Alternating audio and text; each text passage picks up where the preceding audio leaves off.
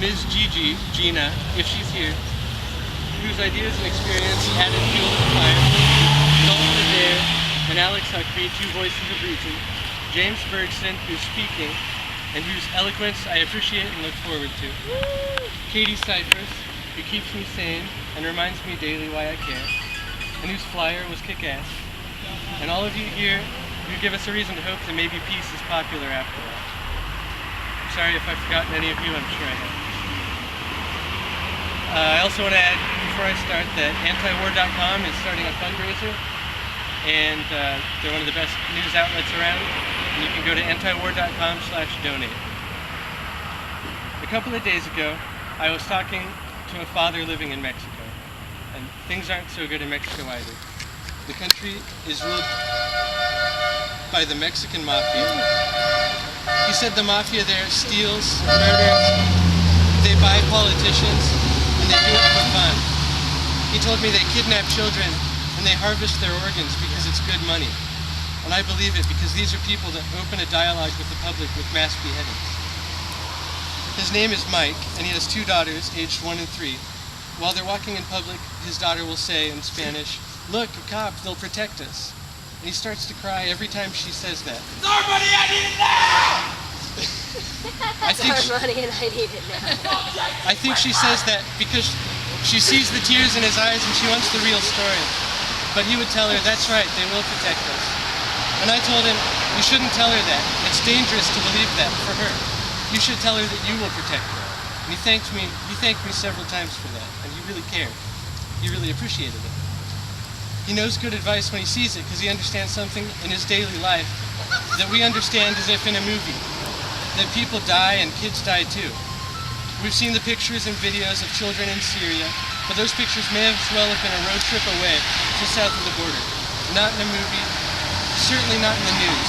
You know why it's not in the news?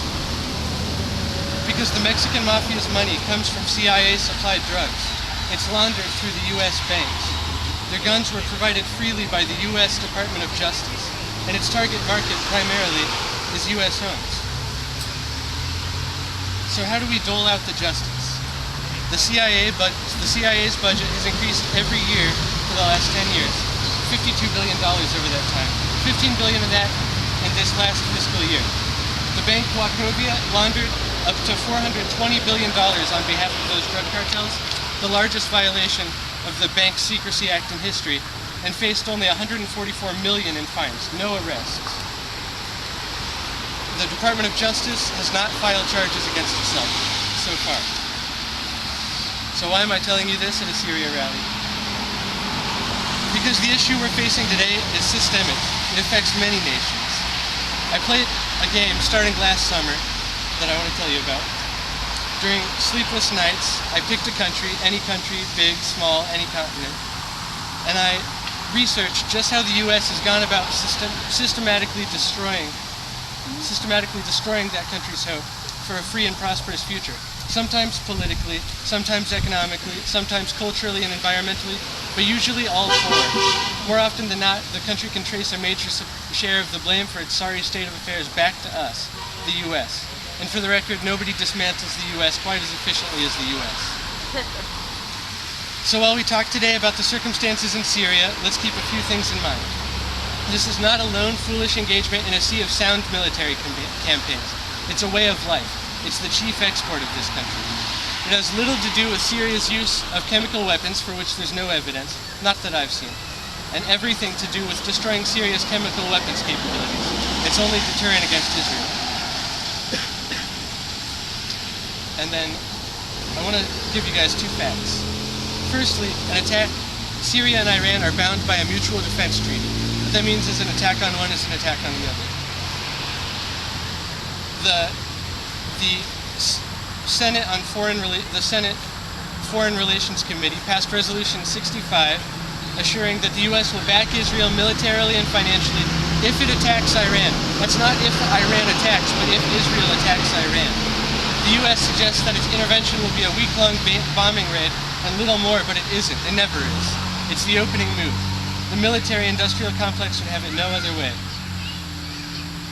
So, what good does it do for us to be here? The question on everybody's lips is, what do we do about it? Allow me to stress that a rally in and of itself is not going to save any lives. It's the information that we take from this event and the extent to which we act on it that has real value. With that, I have a few suggestions. Number one, let's stay organized. I'll be passing around an email list, and I have already, and it's right here, which I encourage you to sign up with. Through this, we can plan future events, keep each other up to date on the latest alternative news, and network with similar groups throughout the state. We should be our own media. Let's also bring the mainstream media along with us. This means writing editorials and submitting them to major newspapers across the country and to every local paper disposable to us. It means inviting reporters to join us in future events. It means volunteering to speak on podcasts and radio shows. If your credibility is in doubt and you can't find an audience, you've got us at your back, so you should use us. And it means sharing the rising alternative media with friends, family, and associates through social networking. Only 9% of Americans, and probably less, actually support intervention in Syria. This is the first time in my recent memory that the mainstream media has failed to drum up substantial support for military action. Sooner or later, the ratings and reactions will speak for themselves, and media sources will have a more sympathetic view. Number three, let's pursue our legislative options. A full audit of the Federal Reserve Bank has never been carried out, and while shutting the doors on the Fed is an attractive option, I know of a more elegant solution. That is, repeal legal tender laws. Stick with me here. With that legal roadblock out of the way, credit unions and private institutions are freed up to issue their own currencies. Nothing's forced on anybody, but in time, the Federal Reserve will be drastically curtailed because for the first time in nearly 100 years, the American people will have access to real money. Some of these currencies will be backed by hard commodities, which prevents its issuers from debasing the supply of money, and subsequently the value of each new dollar will rise inversely with the dropping value of the Federal Reserve note, commonly called the US dollar. Instead of money losing purchasing power, like it does for us every day, I lost my place, stick with me, it will actually gain value. Simply having and using an alternative currency will be a real investment, like investing in the stock market or what have you. For example, take a new currency backed by gold. In cases of hyperinflation in other countries in the past, as the value of those currencies dropped to zero, the value of gold locally rose to near infinitely high levels. The Fed is a meta issue directly involved in every anti-war effort, and because it's a fiat currency, the US can run $1.5 trillion deficits yearly. That's why we have these wars. If alternative currencies exist, Federal Reserve loans are nothing more than worthless paper. Few military suppliers will want them, and few soldiers will accept them as payment. We have another legal option, namely to call for impeachment. We can impeach all year down the presidential line of succession, and we would never come across a pro-peace president, not in the current administration, probably not in the next one, definitely not in the last one. We can call for an impeachment of the Attorney General, Eric Holder, and demand a replacement who applies the law evenly, particularly to high-level politicians, bank executives, and agency directors, beginning respectively with war crimes, fraud, and criminal negligence. Number four, don't just get out and vote. Record the vote. The last two elections especially have provided ample evidence of election fraud. Of course. As outlined by blackboxvoting.org. If you ain't campaigned for Ron Paul or another pro-liberty candidate, this requires no further explanation. Demand verifiable voting, beginning with the elimination of electronic voting. I have another idea, which I would like to discuss with everybody in greater detail, and I'll do that through the mailing list, which is a constitutional amendment. Essentially, this amendment would call for a none of the above to be a legitimate tally in elections at all levels. If none of the above receives the most votes, in this scenario, the office is left vacant, even the office of the president. The repercussions ought to be fully fleshed out, but this again is an elegant solution, to me, which forces nothing, it only provides options, and I think that's what we want when we're choosing between the lesser of two evils. We should think big and get the ball rolling on everything. Number five, boycott Israeli-based companies. I don't really like this one that much because it affects the Israeli people too, and there's nothing wrong with the Israeli people. They have the same sort of government situation we have. But if these can be found on our Facebook event page, it's effective because it sends a double message to Congress and Israeli commerce that the motivation for the coming attacks on Syria are abundantly clear. Number 5 or 6 or something, quit your bank and join a reliable credit union. Credit unions are not regulated or supervised by the Federal Reserve System. They appear to me to be our most viable method of opting out in the short term. Their boards of directors are elected by union members.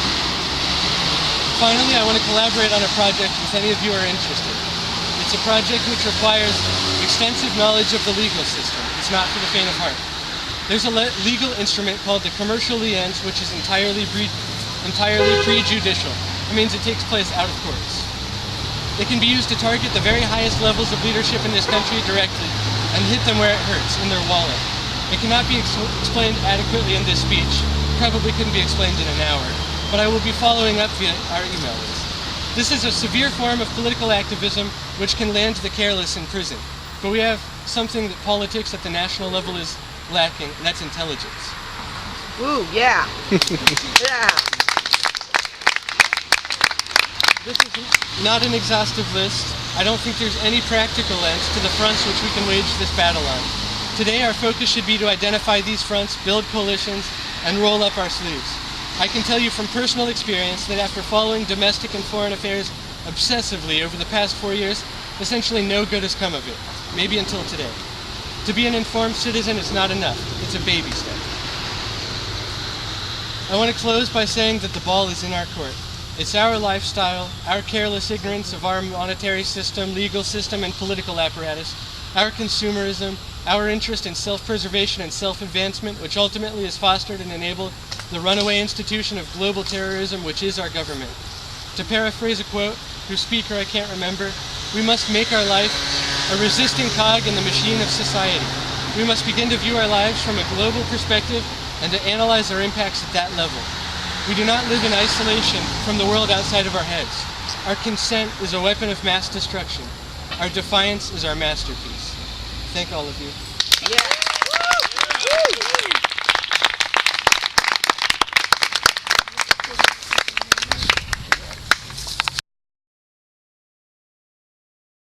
Opportunity. I heard an interesting idea just today that made a lot of sense to me, and that was that if everybody had a choice in this country.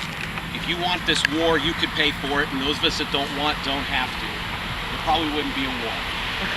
Right? Right. And there's inherent wisdom in that because it illustrates that you have more power as a customer than you do as a citizen. And now I want to talk a little bit more on the philosophical level. There's a lot of policy proposals that were just made just now that either intrigued me or thrilled me, frankly, and probably did for you as well. I don't want to stand up here and talk as a Syria expert. My experience has been that I was involved in political party activity and helping getting people elected, and I found that didn't work.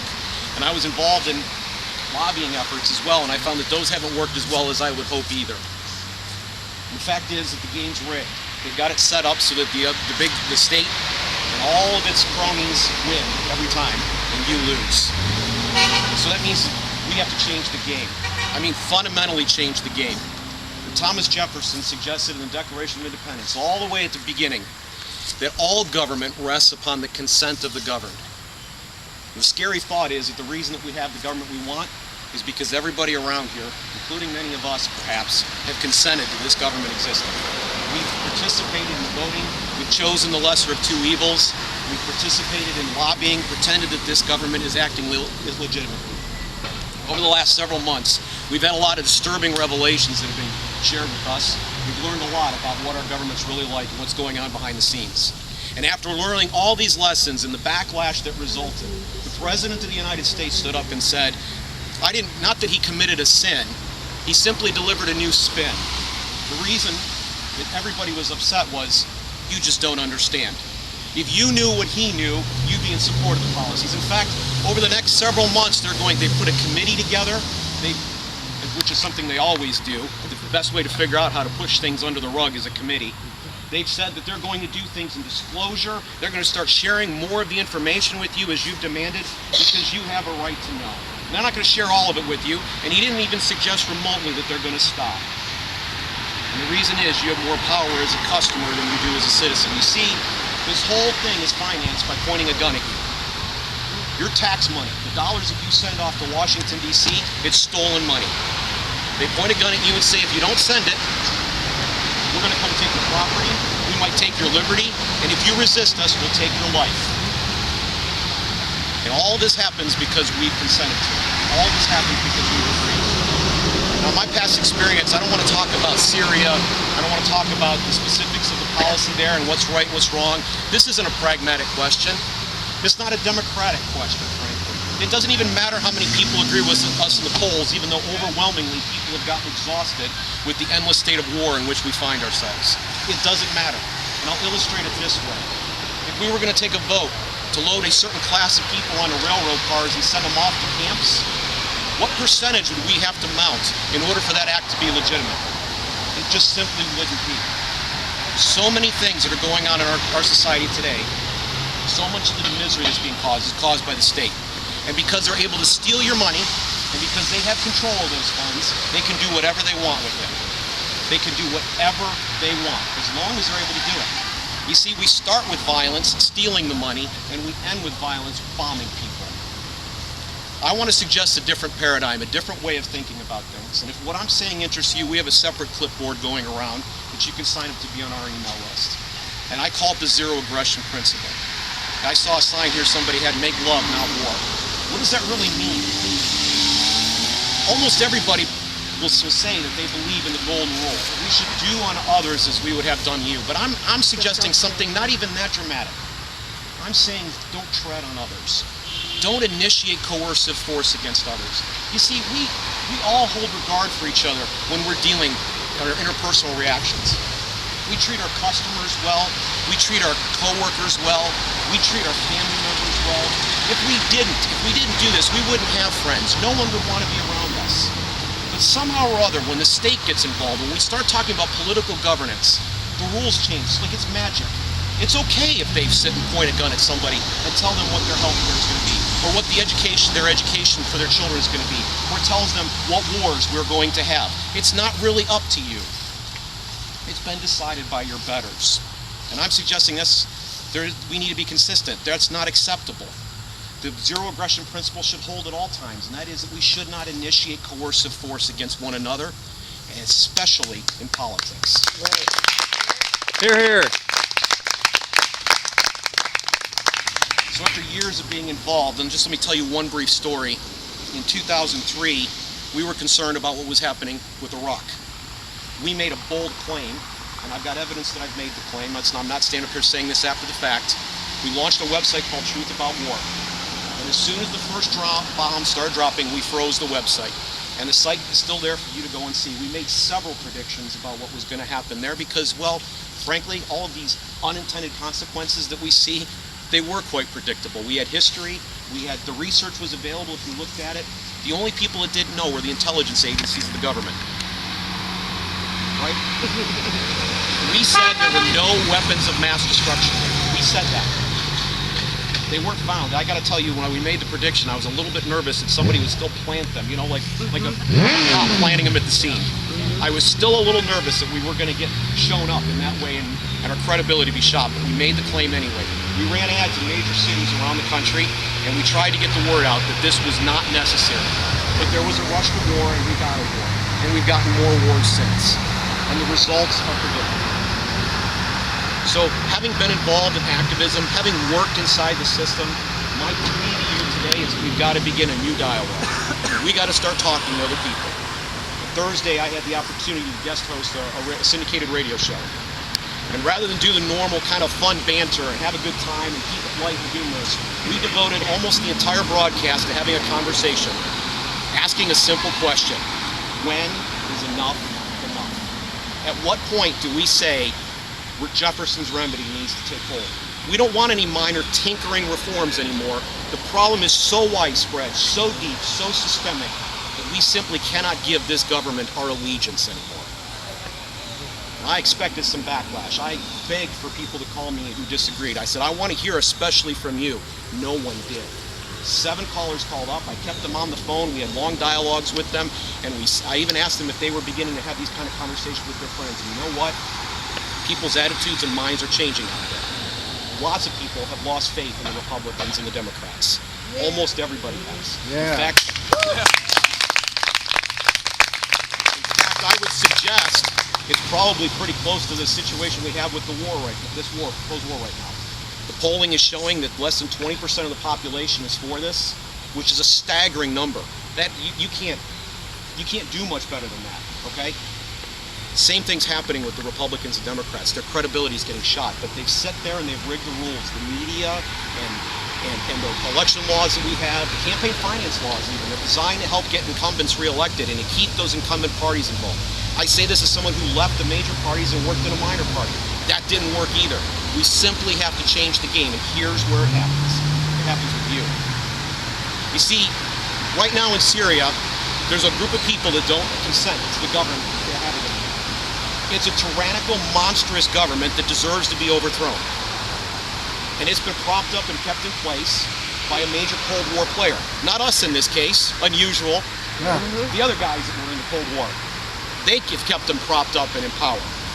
And this, the father of the man who's in charge of Syria right now was a bloody tyrant, and his son learned all of his lessons very carefully and has carried out the same policies. But they're not working as well.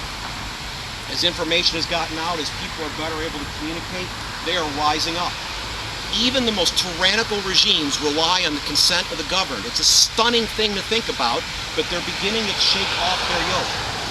I'm not thrilled with all the people that are involved in shaking off the yoke. I'm not a big fan of Al-Qaeda, for example, okay? But even in a totalitarian country, now here, we supposedly have the power. I mean, we have a social contract, allegedly, that we were handed. We were given means to have representation. Power lies with you. The power lies with beginning to have conversations about consent. Beginning to have conversations about whether or not we should even have a system where we send people off to Washington to represent us. I happen to have some very bizarre beliefs. My belief is that people who run for office, who are attracted to having the power, probably have some kind of sociopathic problem. They want that power, they're going to use it, they're not going to use it properly. I don't really have a desire to tell you how to run your life. I don't want to pick your health care or your education. I don't want to choose who to go to work. None of that interests me. But clearly it interests a class of people who go off and do it, and a group of people who support them. And I don't think that's right. But let's say that the people who go off to Washington are pure as the wind-driven snow. Their intentions are as grand and beautiful as they can possibly be. The Lord Akron told us that power tends to corrupt, and absolute power corrupts absolutely, and they have pretty near absolute power, wouldn't you agree? So even if they're pure, they're not going to do the right thing. But at the end of the day, I promise you, I've never woken up once, and this just occurred to me about 2 years ago. I've never woken up once and said, you know what, I am so glad that I have someone in Washington, D.C. to represent me. Why? I wouldn't know how to vote. Yeah.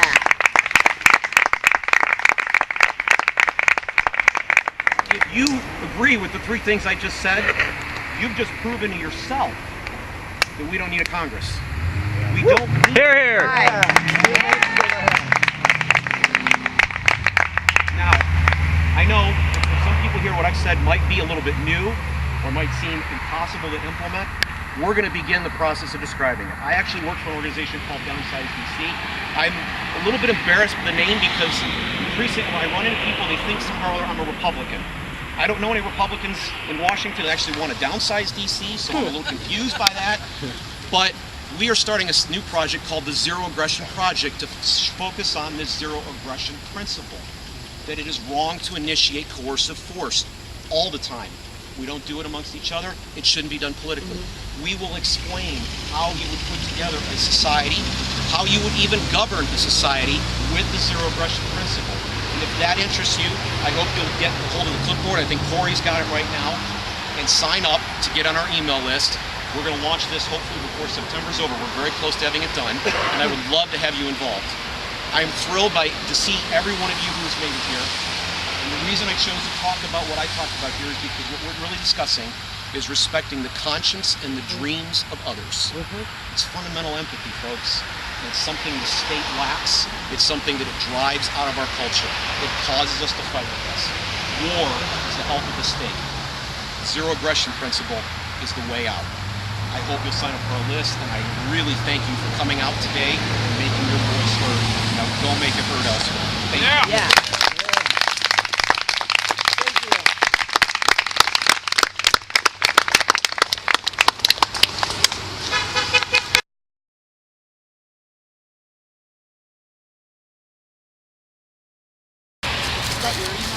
Learned that these rallies were going on all over the country. I immediately wrote this short sort of reaction to what's been going on. After I read this, I'm going to read a short poem that I wrote as well. I'll try and speak up as much as I can. The traffic kind of makes it a little hard to hear. This is entitled "No War for Peace, No Bombs for Syria, No Hypocrisy in Policy." As a nation, we find ourselves again at the threshold of yet another unnecessary armed conflict, this time with the Assad regime in Syria, and there seems to be little that can be done to change the minds of U.S. policymakers or publicly challenged mainstream liberal apologists seeking to justify a war they would deride should the president's party be red instead of blue. The justification for American intervention is one we have heard before, one of national security commingled with an appeal to protect human rights. Here we should pause to ask, where was this humanitarian concern when America's government supported Saddam's use of nerve agents against Iran during the Iran-Iraq War? Where was it when America dropped 2 atomic bombs on Japan, killing 150 to 246,000 Japanese civilians? Where was it when America coated the jungles of Vietnam in Agent Orange, killing an estimated 400,000 people and giving rise to over 500,000 birth defects? The answer, ethical concern over American atrocities, is not to be found in the UN or in the halls of Congress, nor in the heart of the majority of Americans, but instead it is found in each and every citizen of this world who has conscience and foresight enough to understand how this unchallenged evil threatens us all and the future of the human race. The hypocrisy of a president who once decried the same justifications given by the Bush regime for armed conflict in Iraq, the same president who said he was not opposed to all war, only dumb ones, the same president who only just today said, "While I believe I have the authority to carry out this military action without specific congressional authorization, I know the country will be stronger if we take this course and our actions will be even more effective." Treating congressional approval as some kind of naive formality he had already obtained. The hypocrisy is all too overwhelming. As citizens of this country, it is paramount that we do not let such hypocrisy, such gross negligence of the realities of war, go on unabated, only to drag the men and women of our armed forces into another senseless conflict. People who feel they have little power or influence, united together, a surging mass of voices crying out, occupying buildings, streets, workplaces, government offices, have all the power in the world, and they can and will overturn this hegemony of unconscionable rationalizations. Right. We must find each other and come together. Thank you. Make no mistake, we are standing on the precipice of the Third World War, and before us lay a sea of bones and drones and asphyxiated corpses, burning bodies in the streets, famine, disease, and child soldiers. The motivations for this conflict are ones of national interest, not security. And let us not fool ourselves when we say national interest, for what we really mean is corporate interests and geopolitical gerrymandering. The legacy of colonialism is apparent. Look at the borders of those countries mired in conflict, and what do you see? Mandates, lines on the map, drawn with no regard to the diverse cultures or autonomy of the peoples living there, but instead placed there by the profit motive and handed over to puppet governments and friendly dictators. There is another word for what we are witnessing in the Middle East, a word whose very definition strikes at the heart of American warmongering and hypocrisy, and that word is imperialism. Imperialism is what we are fighting here today. Make no mistake and hold no illusions, comrades. We are locked in a struggle for our very lives and the future of this planet. The surveillance of our movements and purchases, the tracking of our metadata, the efforts to label environmentalists as terrorists and activists as criminals, these are the signs of a democracy which has failed, and it is up to us, all of us, to cast down the surly beast which sits atop democracy's corpse. It is up to us, in our communities, in our workplaces, in our homes and schools, on the radio, via the internet, not to sit idly by as things continue to get worse. We must act, we must unite, we must occupy. Time is of the essence. Take stock of what you have in this life and join us in our cry. No war for peace, no bombs for Syria, no hypocrisy in policy. Right. Hear, hear. Thank you. And this is just a short poem I wrote the other day. The revolution will be intersectional, brothers and sisters. No time to squabble. The last world war is here. We've given our all and broken our shoulders and soldiers against a wall of pain. And the president said we'll bomb Syria for civilians' sake, we hear. Promises amidst the backdrop of American hegemony, and we are left with our hands and a hung jury. Broken records skip the truth and say the same thing over and over again. So corporate power crushed the flower and left us here to hold our dreams of the wind softly blowing across the silent aftermath of phosphorus blossoms, agents sarin and orange. We couldn't expect that the next direction would be war for peace, to save money for the fat cats, their cigars lit with banknotes, pulled from breast pockets stuffed full with the dead of the wars of yesteryear. Peace for peace, my brothers and sisters, peace for peace and nothing else. But fight the bastards when you're down, because they can't take away everything at once. So remember what you have. Tell your children of this day when you stood proud and strong and naked and trembling, for what else do we have? And where is the anti-war left? Well, they left the left and lay silent and in bed with their corporate masters, so prim and proper in their Mercedes-Benz and underground bunkers, helipads and all.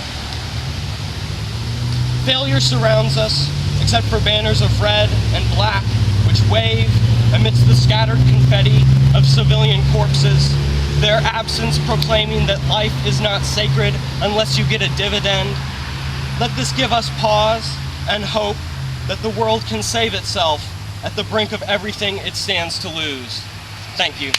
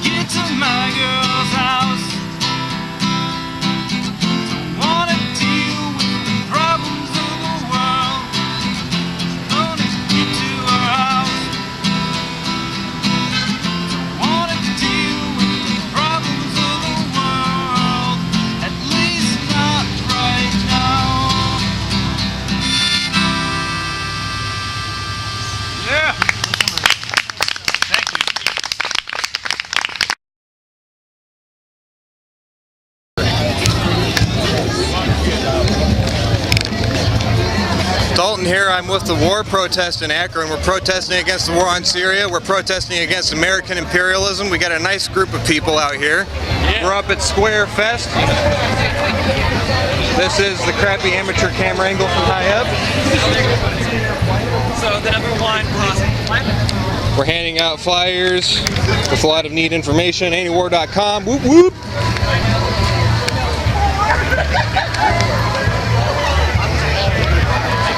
We're protesting the war against Syria today.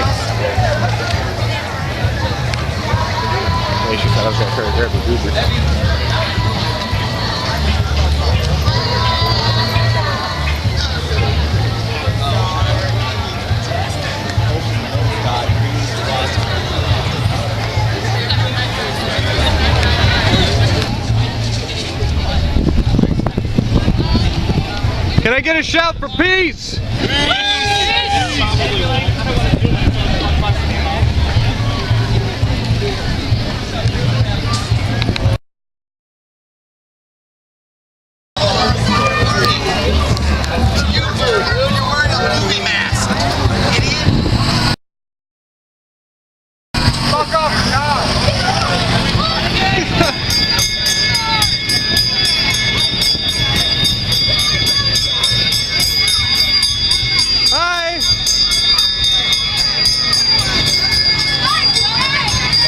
Can you say peace for me?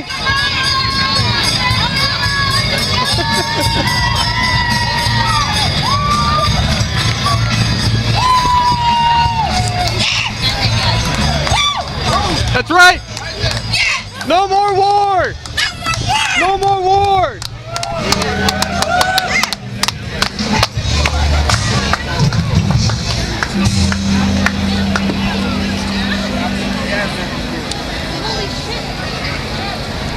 Check it out. We got tickets for now. You know,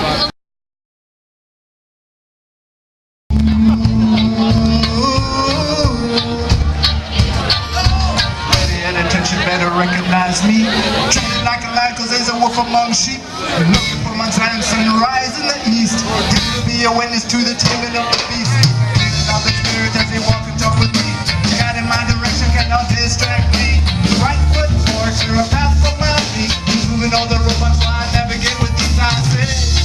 Yeah, ooh, it don't phase I dread. No, no, no. It never did phase I. Yeah, ooh, it don't phase I dread. No, no, no. No more stress. Every day I say, no more stress. Don't have to come my way, yeah, yeah. No more stress. And every day I say, no more stress. It means so much into what I say, but my actions speak of the love I have for every day. I take a work real serious and I play real hard. I ain't looking to be rich, but my plan is my reward. I wanna train my children in the way they should go. All I ask is they remember that they reap what they sow. To first in humanity, don't get caught up in vanity. Show the skin you're in and remain genuine. I say.